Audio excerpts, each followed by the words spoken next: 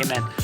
So last time I got a whiteboard and then I did the embarrassing thing of writing like one line and then never writing on it again.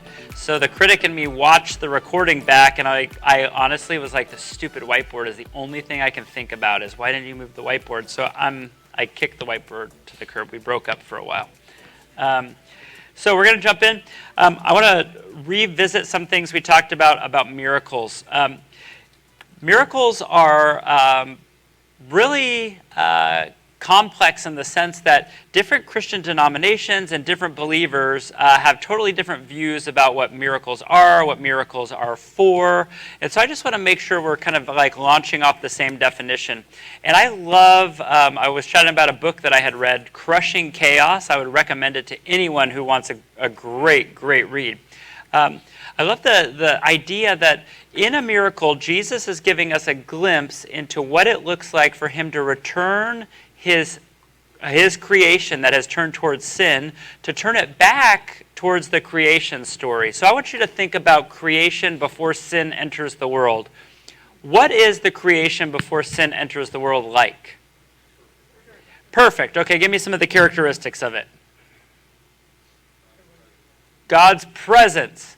I would say relationally between us and God, it says literally God just like shows up and walks at the best time of the day with his creations. Perfect relationship. How about the relationship they had with one another? Perfect. There was no divide. How about sickness and death? How about beautiful things? There was work. Yeah, there was work. It was beautiful work that had zero kind of waste. It all had a purpose because their job was to do what? It was to make the thing that God made for you and put you in even more beautiful. That you get to co-create. You're a co-gardener with God. I saw a bumper sticker the other day that is true, I think, on the face of it, although inappropriate. It said, God's original intention was naked hippies in a garden. And that was kind of the pre-sin order. So in a miracle, what we get is we get this look through a window where Jesus is saying, hey, there's no more sickness. There's no more death. There's no blindness. Remember this story. The disciples of John show up and they say, hey, John sent us to say, are you the Messiah or should we keep waiting? And Jesus doesn't say, go tell him I am. He says, go tell him that the blind see, the lame walk, the lepers are cleansed, and the dead and graves are open, and the dead are raised. And he'll know exactly what that means. Why? Because God is bending us back towards beauty and order and creativity, all the things that were for us before the fall of man. All of this is totally for us because in the post-resurrected world of Jesus, we now can live into it. Not just when God shows up and does something amazing. We can live in it all the time. Why? Because God showed up and he lives in you. He dwells in you. And so I want you to know that that's kind of where a miracle, not just what it is, but what it's for. It's to say, that is the original intent of God, and it's a possibility. The kingdom has come, not in its fullness, it's here, but it continues to be ushered in, and it will continue that way until Jesus returns. So here's what I want to do. This is a little bit different. I want to read to you a quote, and I'm very aware that the quote is a little bit dense. I want to unpack it for you for a couple minutes, and then I want to just set you free right into a discussion question. This is a quote that I was reading as I was studying this week. It came from a commentary. It says this: religious movements sometimes choose the path of cultural differentiation as a way of establishing and preserving a distinct, separate identity. This is people intentionally choosing, this is how we behave, this is how we act, this is how we dress, this is how we talk, in order that we would be people who are set apart, so people would know that we are different from them. The otherness of these movements can be maintained by enforcing cultural behaviors that, in effect, build a fence around a community and communicate an us versus them mentality. So I want to tell you two things. The reason that this quote I think is very important is because we've been saying a miracle validates the teaching of Jesus, and the story we're going to get today is actually twofold, and it's Jesus is picking a very intentional fight with the Pharisees. And if we step back, we could say there are lots of fights that Jesus could choose to pick on earth with the Pharisees. Would you agree? But Jesus in the Gospel of Luke decides there is one battle he wants to fight above all the others, and it's this. It's the Sabbath. He doesn't choose kosher food laws. He doesn't choose circumcision. He doesn't choose to go after certain stylistic teachings like, oh, you preach expository or you preach topical. I can't believe you. He doesn't choose those battles. He chooses the Sabbath. Now, here's what I want you to know about the Sabbath. The Sabbath is instituted by God. How many of you know it's one of the 10 Commandments? And where does the Sabbath come from? Why do we do it? Yeah, because on the seventh day, God rested. And as we mirror him, as we become like him, God says that you are to remember the Sabbath and keep it holy. That word remember in Hebrew means adhere to it. Now, human beings do something when they say, hey, you adhere to this rule. What is the first thing we do? Where are the boundaries of the rule? How do I adhere to it? What's up, Carson? Come anywhere. How do I adhere to a rule? Okay, so I'm not supposed to work for an entire day, and the purpose is to rest. Why? Because God did that. He created us to rest. So where are the boundaries? And how many of you know that the Jews started creating boundaries? Some of those boundaries, and this is important, are embedded right in the Scriptures. So for instance, the Scriptures say that on the Sabbath you are not to harvest, you are not to process, you're not to thresh grain. Did you know that that was in there? That is in there. There are nuances about what is allowed and what is not allowed. But guess what? Just like every other human, and this is important because we don't want to play this game where Pharisees are bad, Jesus is good, we're on Team Jesus, therefore we're always good. How many of you know that we create rules all the time? We start layering things that weren't there to begin with. So Jews started layering things, and here I think is the best, most charitable interpretation is they wanted people to adhere to the Sabbath correctly. I think that's the charitable way of saying it. And so they had decided it will be helpful to people if we get together, the experts and the teachers of the law, and we decide what does it mean to work. And they started creating rules on what it means to work. And Jesus doesn't like this at all. I'll tell you two quick stories. The first one is I had a friend of mine who went to Israel, I think, right before the pandemic. And while he was there, he took a little video. I couldn't find it. I've deleted my text history since. He sent me a little video, and he was like, Jerusalem during the Sabbath is nuts. And the video he sent me was walking into an elevator. And the elevator doors would close. They would go up one floor, open. Close, up one floor, open. You get the idea. And it didn't matter if you pushed the buttons or not. It was programmed on the Sabbath. Do you know why it was programmed? Because they had decided to push the button on the elevator was work. And so to get around it, they programmed the elevator. If you just walk in and stand, you will eventually get to your floor. I never asked him how many floors that was, but like, have you ever seen those New York videos where somebody like does all the buttons and then jumps off? How obnoxious. But you can't be like, I'm going to the 30th floor, just take me to the 30th. You have to go one at a time, you know? I don't know if checking your watches work, but I'd imagine people are doing that as well. So these layers are still happening. So let's go back to the quote. This cultural differentiation, this is why it matters. I want you to realize the Sabbath is instituted by God. Jews are to adhere to the Sabbath. Do you agree? When we start adding layers on top of things that are not explicitly God's command to us, we are now entering into a cultural differentiation that says, this is what we do, and it starts to, as this quote says, build a fence. Sometimes fences are good. Sometimes fences are, that is not something that we do, so that needs to be separated. It needs to be divided. But sometimes it begins to look like us versus them, and I could never be included in that. Does that make sense? Okay, I'll give you one more story because I thought it this morning, and I was like, I haven't thought about this in 10, 15 years. Anybody ever been in a social setting where you definitely feel like you're the odd person out? Like, you clearly don't belong. This happens all the time. You're with like a group of 4 or 5 people. Maybe you're new and somebody's kind of like a little triggered by a new guy. And so what do? They just start telling you all the inside jokes and stories that you weren't there, so you just don't get it. Anybody ever felt that way before? In 2012, I flew to Kansas City for a wedding with a whole bunch of our friends, and we all went to go to the wedding of a friend of ours that we had met in college. And while we were in Kansas City, one of our friends decides, let's all go to barbecue. Anybody ever go to Kansas City barbecue?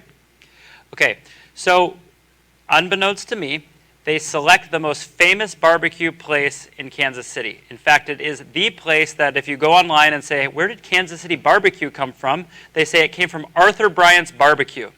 It's like literally people fly in, aficionados of barbecue. They fly to Kansas City just to go to this place. I have no clue what this is. I'm like 23, 24 years old, never been there, not an aficionado of barbecue, don't even know the difference between like brisket and, I just, like where I grew up, it was like just steak. There's just steak, that means beef, that's what that means. I didn't know what cuts were, none of that. So I'm there, the line is wrapped out the door and around the corner, so immediately I realize, oh, this is maybe something popular. I have no idea where I'm at. I get to the counter, and I look up at the menu. It's just right there. It's this giant brick building with smoke billowing out of the back. And I get to the counter, and I tell them, I can't remember exactly what I ordered. I say, like, oh, I'll do, like, the brisket. Does it come with the sauce? And this black woman looks right at me like this, prolonged awkwardness, stern look on her face, and she said, this is Arthur Bryant's barbecue. And I start to get sweaty, and I'm like, maybe she misunderstood my question. So I said, does it come with the sauce? And she said, honey, this is Kansas City. And I was like, I'll just get the brisket. That's it. Little did I know that that's literally what Kansas City is famous for, is the sauce, and you're standing at like the mecca of Kansas City barbecue. I didn't know. Sometimes when you're not an insider and you don't know the information, you come to these things and people feel like, hey, this is very important to us. This is how we know who's who. But when we're followers of Jesus and we're saying, hey, people should be welcomed in. How do we welcome people in? We want to. Our heart is, and we don't pause and say, what are those things that we assume people know and they don't? I was telling Dana this. I asked a neighbor. I said, hey, you've been to church a few times. You're not a follower of Jesus. It's not like, have you ever experienced something from Christians that weirded you out? He's like, yeah. What was it? It's like, the phrase washed in the blood. I'm like, yeah. I'm like, well, what do you think that means? He's I have no idea. I know it has something to do with the crucifixion of Jesus, but like honestly, it just like triggers me to feel like weird. Find a new phrase. And I'm not saying we need to find a new phrase. I'm saying that I never in a million years would have thought that that was the trigger phrase where they were like, that's just weird, I'm out. So it can be language, it can be behavior, it can be all sorts of things. So here's your question. In what ways have you noticed or experienced the ways Christians can be guilty of building fences that communicate to outsiders you wouldn't be welcome here? These can be very intentional, like we don't want outsiders. It could also be very subtle and not on purpose. It could be like, oh, that was not our heart at all, but we built a fence without knowing. How do you understand balancing Christian values and ethics in one hand and being open and welcoming to those who do not understand Christian culture? That's a pretty good bite of brisket to chew on with the sauce. So why don't you take 10 minutes and we'll reconvene from there.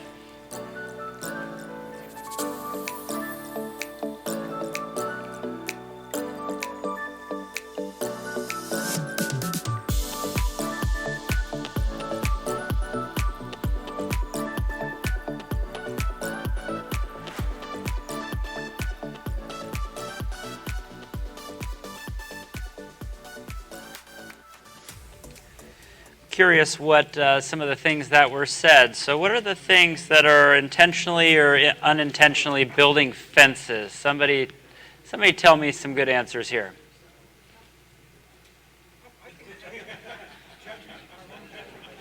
Our own judgment.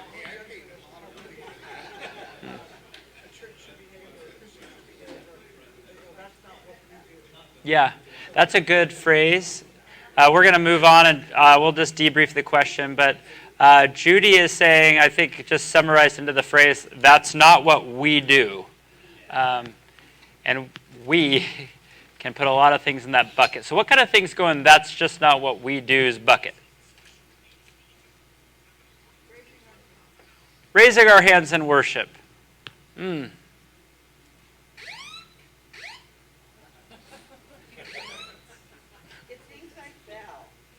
Oh. How do you make it unthink? Oh, no.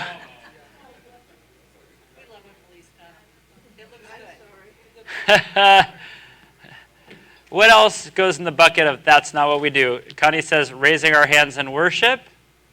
How many of you didn't grow up with raising your hands in worship? Okay, what was the first experience where you walked into a church and people rose their hands in worship? What did you feel like?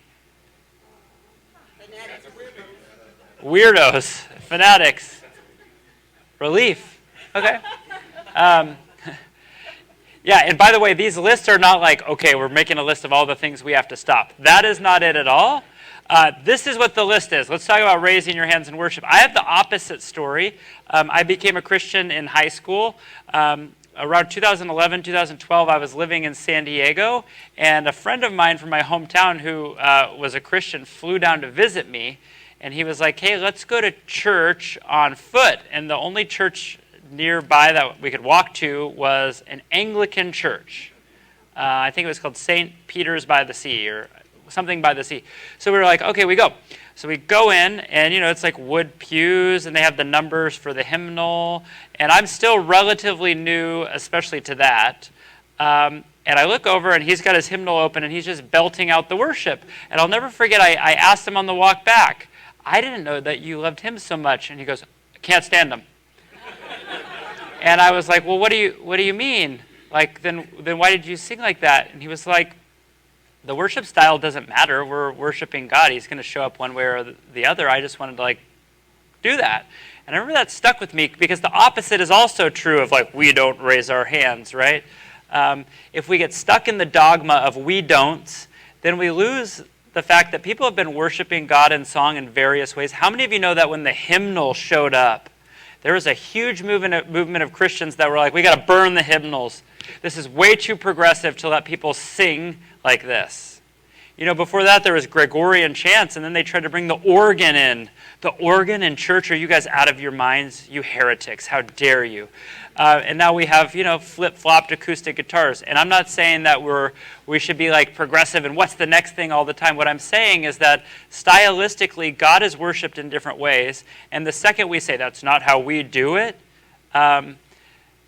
you basically cut yourself off probably from 95% of the world's styles of worship. I've heard people who are in the mission field in Africa, and they're like, a worship service is 4 hours long. Sometimes there's an intermission with a meal. Then you got to wait for the food to settle because worship includes dancing, and you can't eat and then dance. So hour off, eat, and then come back, and it's more. And how many of you would say, we don't do that here? We don't. We don't do that here, but that phrase cannot become a we won't or we don't see that there's any value in that. So here's what I want to point out. Sabbath to Jews was something instituted by God. It was something they needed to adhere to, but they began putting layers and layers and layers over it. And very quickly, Jesus enters the scene, and he says, the low-hanging fruit is this. It's that humans were not made for the Sabbath. The Sabbath was made for humans. And when we make something that was intended to be a blessing into a burden, we've lost the plot. And Jesus says, he's going to say this phrase, and it's going to be very confrontational. He's going to say, the Son of Man is the Lord of the Sabbath. And what he means by that in rabbi speak is I have the authority to interpret what the Sabbath means. Why? Because the Lord of the Sabbath is in charge of the Sabbath. Now, Jews will say, only God is in charge of the Sabbath. And Luke does one of these things got to decide for yourself. Is he God or not? He continues to confront us. So I want to read the story before the miracle to kind of set it up, and we'll go quick. This is verse 1. On a Sabbath, while he was going through the grain fields, his disciples plucked and ate some heads of grain, rubbing them in their hands. But some of the Pharisees said, "Why are you doing what is not lawful to do on the Sabbath?" Now I want to tell you something. In the later chapters of Exodus, Exodus says that harvesting and processing grain is against the Sabbath law. So let me ask you, are they harvesting grain? Yes. Yes. Not exactly, yes? Yeah, they are. They are taking grain from Yeah. the plant. They're taking grain And then off the husking plant. it, and then they're husking it. Now, if you were reading through Exodus, this would be my pushback. I would say in the context of Exodus, let me tell you what chapter if you want to look, 34. When you're reading all these laws, I think these are communal laws, and I think the image that's being projected is the giant time of harvest, the full 8-hour workday. Are you allowed to do that? Absolutely not. Are you allowed to work a 4-hour day? No. How about a 1-hour day? No. Your day off. You're walking in the field and you pluck a head of grain. This is where we get into like, what is the spirit of the law versus the letter of the law? And Jesus, this is what he says. They say, that's not lawful. What are they telling you? We haven't interpreted this, and that is against the law. We've interpreted that harvesting and threshing grain, processing it, is what you just did. And Jesus doesn't say, agree to disagree. Listen to what he says. And Jesus answered them, have you never read what David did when he was hungry? He and those who were with him. Listen, you may have remembered this. What David did is way more serious than taking a head of grain. He entered the house of God, and he took and he ate the bread of the presence, which is not lawful. There's that word again. Jesus says, definitely not lawful for any but the priests to eat. And he also gave it to those who were with him. And he said to them, the Son of Man is the Lord of the Sabbath. I think this is what Jesus is saying. I think Jesus is saying the heart of God for Sabbath is that you were not made to bear the burden of it. It was made so that you could experience the rest that God intended for you. And the way that you're thrusting this on to people is not an invitation to something beautiful God has. It's a weight that's crushing people all the way to the minute detail of picking a head of grain and boom, gotcha. Jesus is about to start the Sermon on the Mount, by the way, and he's saying, you're so obsessed with, boom, gotcha. How about this? If you have hate in your heart, you're guilty of murder. Boom, gotcha. He's going to say those sorts of things. And I think what he wants you to know is that they've taken this too far. This whole idea of what is lawful, what is not lawful. Let's see, I want to make sure I don't miss anything. Okay, so what's at stake? What's at stake here is something that I think we recognize, because Orthodox Pharisees, to challenge them on Sabbath is to call into question their intelligence. It's to call into question their education. It's to call into question tradition that's been passed down for many generations. And it's to call into question the thing that they lean on, along with circumcision, kosher food laws, and a few other things, that says these are the things that set us apart. So when Jesus calls this into question, I want you to know he's not just, hey, have you ever considered maybe doing that a little differently? He's getting right to the heart of their identity. Does this all make sense?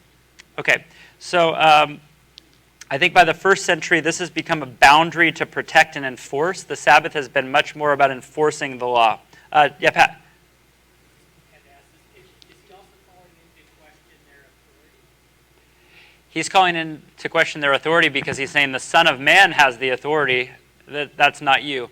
Luke continues to do this because Luke is begging you to have to make a choice. Is Jesus God or is he not? How many of you have seen all these YouTube clips? They're very famous. They get lots of views where somebody is like, Jesus never said he was God in the Bible. Christians are wacky. Have you seen these videos? And it has an explanation. Here are all the scriptures. Did Jesus just say he was God? Kind of in a roundabout way, right? Because who's the Lord of the Sabbath? The Creator God, who was before all things.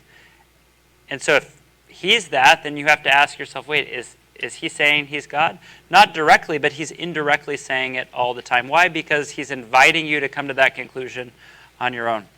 Okay, this is where we can get a little nerdy. Some of you like this, some of you don't. I've held off until week 3, but here we go. We're going to enter a miracle story, and I started preparing, started reading, and then I stumbled upon something I never thought about, and I just thought, man, the Bible, I've told you this before, Augustine said it's like the ocean. There's warm, shallow water that children can splash safely in, and there is also treacherous waters that the greatest swimmer has a hard time keeping their head above the water. And when I read this, and I want to share it with you, I thought, oh my goodness, this adds such an element to this one single miracle story. So here it is. 1 Kings, this whole chunk from chapter 11 to 13. You don't have to look at your outline. Let me set the stage. I'll tell you the story. Chapter 11 through 13 of 1 Kings is kind of the beginning of the end. It comes on the heels of King Solomon. King Solomon is whose son? David. King Solomon has built tremendous things. He's built the temple. He starts off his reign like pretty awesome. He wrote that whole book that we studied called Proverbs. So really incredible legacy. But as his power is consolidated, Solomon has a problem because he is obsessed, the Bible says, with collecting foreign women. It's like a sports car garage, but he has it, and it's called a harem. And he continues to collect foreign women, basically for his own pleasure. That's the whole deal. He is told by God, do not continue. You are falling for the gods of other countries and nations. You are serving pagan gods. This is idolatry, all these things. And how many of you know he decides, flesh wins, I'm going for it. So the downfall of Solomon begins. The prophet Ahijah, not one of the ones we talk about often, he shows up on the scene and he encounters a man named Jeroboam. Anybody know the name Jeroboam? He tells Jeroboam, you are going to take over the 10 northern tribes of the kingdom. You are going to be king over the 10 northern tribes.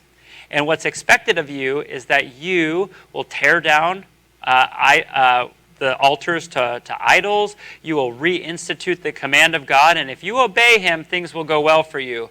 And if you don't, things will be stripped from you. So Jeroboam, he comes and he takes the northern throne. Solomon is still the king over the southern 2 tribes, which includes Jerusalem. Solomon decides he's going to kill Jeroboam, and by force, despite God's call through the prophet, he's going to take his 10 tribes back. So Jeroboam flees. And at this point, the narrative is telling us that Jeroboam seems like a pretty awesome candidate to be king. He finally comes back. He comes back to the throne, and he almost immediately from day one just spins this place into absolute chaos and destruction.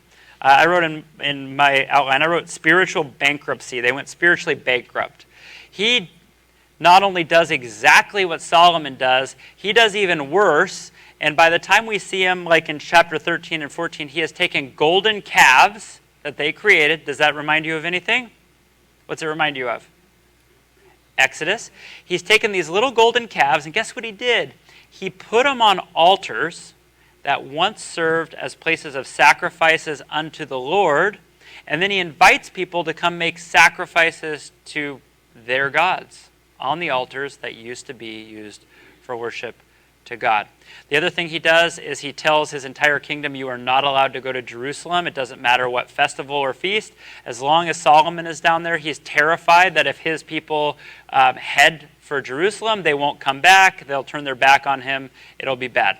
Paranoid. Everybody got it? Okay, so Jeroboam spiraling out of control, and this is where we meet him in 1 Kings chapter 13. And behold, a man of God, that's a prophet, came out of Judah by the word of the Lord to Bethel. This is where the northern kingdom has set up their worship. Jeroboam was standing by the altar to make offerings, and the man cried against the altar by the word of the Lord, and he said, O altar, altar, thus says the Lord, behold, a son shall be born to the house of David, Josiah by name, and he shall sacrifice on you the priests of the high places who make offerings on you, and human bones shall be burned on you. So I'll just tell you exactly what he's saying. He's saying there's a new king coming, and when he comes, he's going to take all the false priests and all the people who turned the people away from God, and they are going to be human sacrifices on the altars they created. Pretty heavy. And he gave a sign that same day, saying, "This is the sign that the Lord has spoken. Behold, the altar shall be torn down. The ashes that are on it shall be poured out." And when the king heard the saying of the man of God, which he cried against the altar of Bethel, Jeroboam stretched out his hand from the altar and said, "Seize him."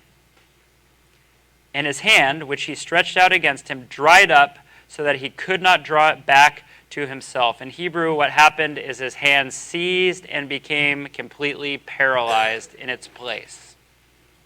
The hand that he was using to ask to execute the prophet who was calling for reform and return is now completely paralyzed.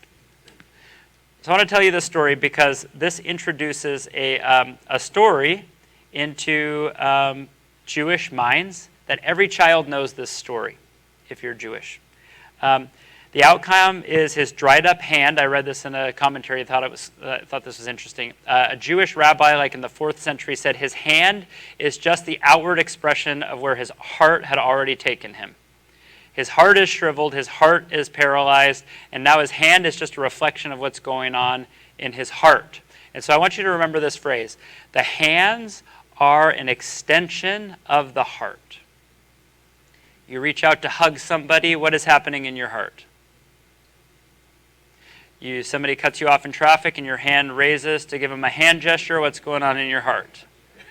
You grab somebody by the collar to punch them once when you were 19, what's going on in your heart? You get the idea, right? The hand is an extension of what's going on in the heart. Hands do the work of the Lord, and this is the sign that Jeroboam is done even attempting to try to do anything for the Lord. He's unable to bless others, create, or work with his hands. All good? Okay.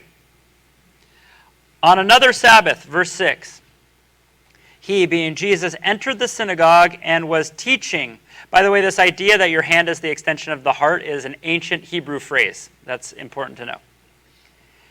And a man was there whose right hand was withered. This is the Greek translation of the exact Hebrew word. It's seized. He's not able to move it. Complete paralysis of the hand. And the scribes and the Pharisees watched him to see whether he would heal on the Sabbath. Ooh. Lost my place. So that they might find a reason to accuse him. Verse 8, but he knew their thoughts, and he said to the man with the withered hand, "Come and stand here." And he rose, and he stood there. And Jesus said to them, I ask you ready? Is it lawful on the Sabbath to do good or to do harm? To save life or to destroy it? He's intentionally using their language. And after looking around at them all, he said to him, "Stretch out your hand." And he did so, and his hand was restored. There's also this story you may recall in Exodus. Moses is given signs for when he goes to Pharaoh. He's concerned. He says, God, I'm going to go to Pharaoh, and I'm going to say, God sent me. And then Pharaoh's just going to laugh. Like, you got to give me a little more than this. Do you remember the signs that God gives Pharaoh? His staff can be turned into a snake. What else? Yeah. Yeah. He has this thing where he can turn his hand leprous and then basically put it in the pocket and no longer leprous. It's this representation that the hands are an extension of the heart, that God has the ability to do those things. So Jesus goes into the synagogue. It's on the Sabbath. We already have this Sabbath issue where Jesus is doing things that are calling into question the Pharisees. Stretch out your hand. He did, and his hand was just restored. So let me ask you, did Jesus heal him?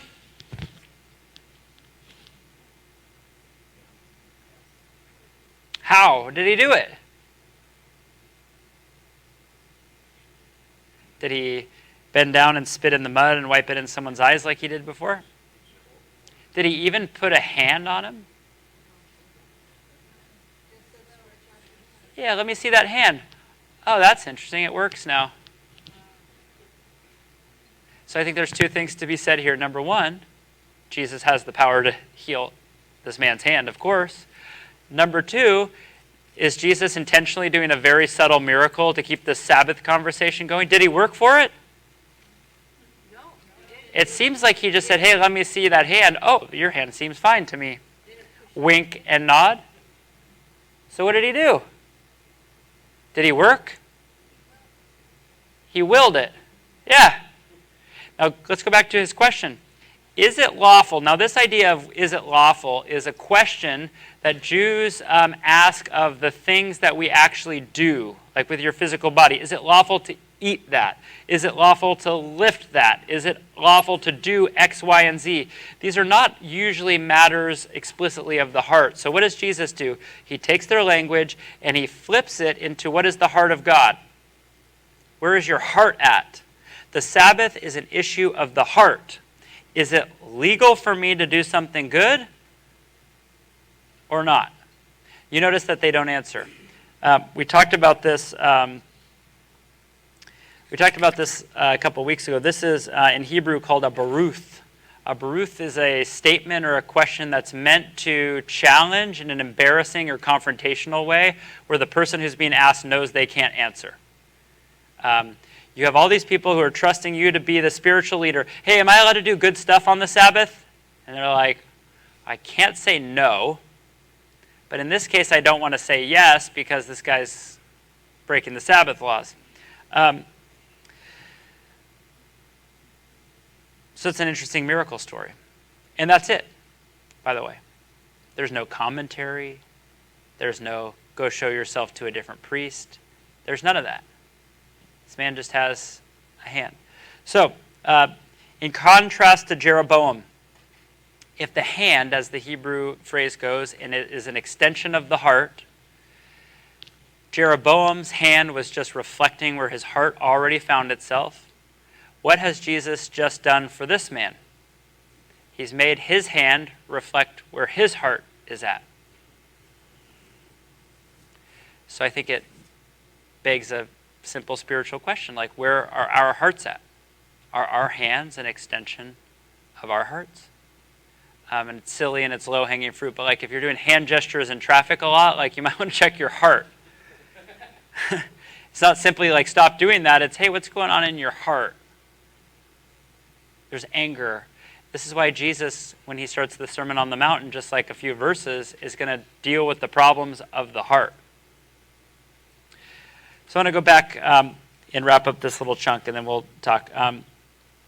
So Jesus is, he says that he's the Lord of the Sabbath. He does this miracle, and the miracle validates the teaching. The Son of Man has authority over the Sabbath. I have the ability to interpret the law of the Sabbath as I choose, and to do it in a way that represents the heart of God. So is healing legal on the Sabbath? Yep. How do we know? Because Jesus just told you I have the authority, and then he did it. The miracle validates the teaching. Are we all good? This is not going to be a popular thing among Pharisees, because when people, especially the crowds throughout Luke, start gathering and they start believing this, it's calling into question all of the authority of the Pharisees. One last thing I want to say, and then we'll hit up the 12 disciples, and then we'll finish with a discussion question.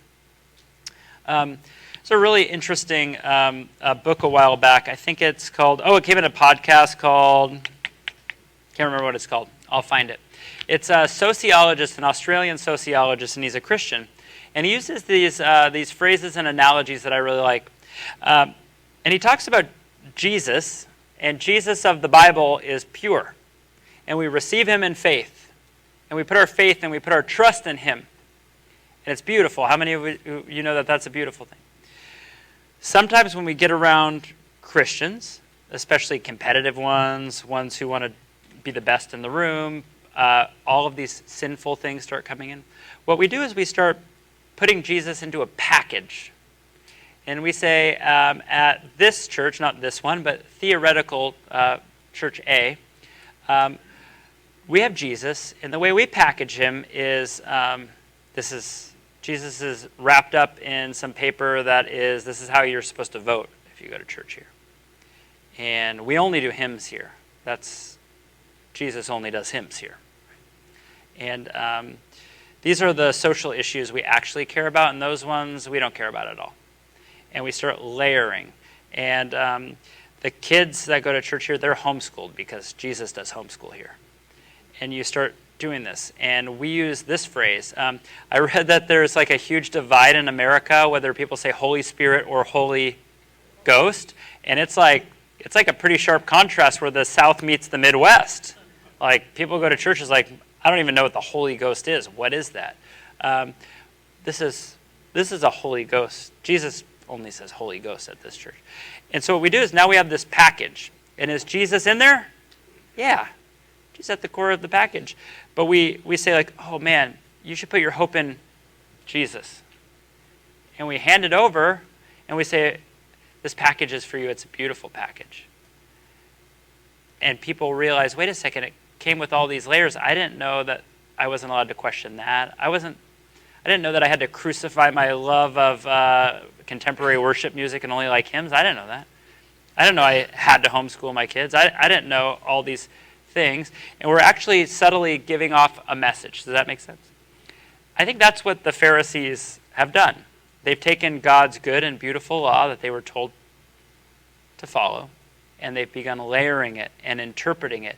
By the time the New Testament comes along, there's a word called halakha, which is just fun to say. In the New Testament of the Bible, this gets translated as the tradition of the elders. This is not in the Torah. It's not in the law. It's a tradition that's been passed down for generations that this is how you do it, the Torah, well. I put some information there if you're interested. I just wrote this. If we're not careful, our culture and behavioral preferences will get in the way of compassion, and we will give way to fear of others and not the joy of welcoming them. I think rooted in this is a theology where people, we want to be able to control them. We want them to be like us. We want them to like the things we like. We don't want anyone to call it into question because then we might have to confront some of our own thoughts, our own doubts, our own questions. And so as long as we just stay kind of like, this is who we are and this is how everyone in this bubble is, we don't have to confront it. Verse 12, in these days he went out to the mountain to pray, and all night he continued in prayer to God. And when day came, he called his disciples, and he chose from them 12, whom he named apostles, Simon, Peter, Andrew, James, and John, Philip, and Bartholomew. I think we need more messages about Bartholomew if we can find more info. Just fun to say. Matthew and Thomas, James the son of Alphaeus, and Simon, who was called the Zealot, and Judas the son of James, and Judas Iscariot, who became a traitor. This is what I want to point out. This is now the third time in 6 chapters where Luke has told us that Jesus finds a solitary place and he prays. He gets away from everyone and he prays. He chooses disciples. He does miraculous healings. And I think what I want you to see is that everything that Jesus does starts from this place. This is his prayer session before Jesus preaches the Sermon on the Mount. This is a big deal. So he came down with them and stood at a level place, this is verse 17, with a great crowd of his disciples and a great multitude of people from all over Judea and Jerusalem and the seacoast of Tyre and Sidon, who came to hear him and to be healed of their diseases. And those who were troubled with unclean spirits were cured. And all the crowd sought to touch him, for power came out from him, and he healed them all. We can't divorce the miracles from the teaching, but we also can't divorce it from Jesus' intimate personal relationship with God the Father. So here's what we're going to do. Here's the last group discussion. How would you describe your own spiritual discipline and rhythm? It's a real honest question, not like what are you supposed to do, and I'm pretty sure I'm supposed to do a 1 hour quiet time or something like that. By the way, quiet time is a phrase that non-Christians don't know what that means. Quiet time. What's that? It's like a thing? Quiet time.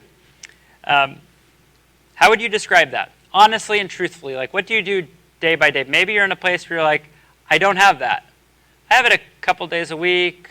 Sometimes I squeeze it in at lunch. Sometimes it's at night. Sometimes a friend texts me, hey, you want to read this with me? But I don't have that. Honesty is the best place to start. In what ways could you grow in using your time to connect with God as the foundation of your whole life? Jesus, the Son of God, intentionally keeps pulling himself away to solitary places before very large things start happening. He does it before he starts performing miracles. He does it before he preaches the Sermon on the Mount. The next time he's going to do it is right before they arrest him to crucify him. He's connected. He has an intimate relationship with God. So in what ways could you grow?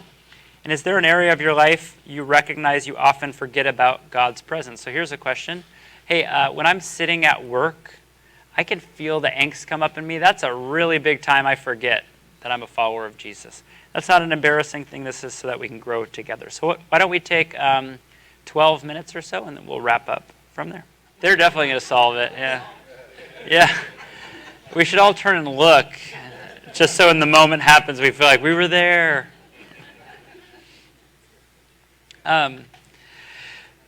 I want to highly encourage you between this week and next week to just keep reading from here to read the Sermon on the Mount. And I think this is maybe what God is revealing to me a little bit is this whole idea of like your hands are an extension of your heart. We all have intentions of the heart that are not good. We all do. That's the whole point of the teachings of the Sermon on the Mount. You have anger in your heart, guilty of murder. You lust one time, guilty of adultery. The whole point is not like, oh gosh, I'm so scuzzy, this is terrible. It's, oh no, I'm so scuzzy and sinful. Thank God for his grace. So if our hands are an extension of our heart, the real question for me is like, man, on those places of my heart, what am I doing to say, God, here it is? You could see those dark shadowed corners that maybe I've tried to keep in the dark for a while. And I want you to transform my heart. And in return, my hands will be different. My willingness to serve. My desire to do it without thinking I'm going to get praise every time or affirmation every time. It grows. And I think the scripture literally tells us exactly how to do it. It's that you find a solitary place and you have a rhythm and a discipline to say, God, I am yours. My heart is going to bend towards darkness and destruction without you. In you, you want to bend it back towards the things of your kingdom. Beauty, creativity, relationship, love, forgiveness, the fruits of the Spirit, all of these things. But if I'm left to my own devices and I'm like, I have really good intentions today, I'm going to knock it out. I don't know about you, my endurance with good intentions is like an hour and a half, somewhere in there. After that, like the good intention tank is just like out. And the way we do it is we turn to God and we say, God, I've made the time. It's not a quick conversation. I love what you said, Carson, is, hey, I know what I need to do, but the hard part is it's not a speedy process. It's a prolonged every single day process. So I want to encourage you as you read the Sermon on the Mount this week, just to pause and say, like, even if you don't have a rhythm or routine, God, I don't have a rhythm or a routine. You think maybe you could send somebody who has like a good idea, comes up in conversation? Would you put it in my mind on like when would be a good time to do that? I don't know how to have a routine. Do I need to ask somebody? Do I need to just type it into YouTube and figure it out? I don't know who you are. It's different for everyone.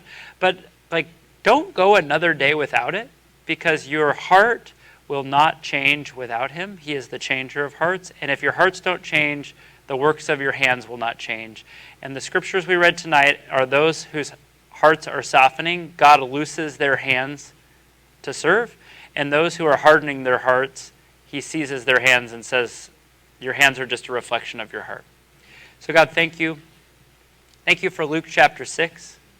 Thank you that Man, your word is so dense in so many ways. Just one miracle story, like 4 or 5 verses. You could find yourself in Exodus and Leviticus. You can find yourself in 1 Kings and Amos and all the places that are just like connecting all these dots. So God, we're thankful for it. We're thankful that as we gather that bit by bit, sometimes it's like you open the floodgates, sometimes it's a trickle, but we're committed to learning more. And we don't want to just learn information. We want to be like you. And so God, I pray that you would speak gently to our hearts. You would give us just the next steps that we need to be like Jesus, that finds a solitary place, that all the beauty and the wonder that he brings to the world comes through his perfect, intimate connection with you. And we want that too. That's for us. So I pray that you would reveal that to us. We ask that you would go before us into Thursday and Friday and beyond. I pray that as we continue to push on, that you would help to just continue to grow the awe and the wonder of who you are and what you've done. And I pray that we would just bring curiosity and excitement every Wednesday. So we love you. We give you this time, and we ask that you would go before us. Amen.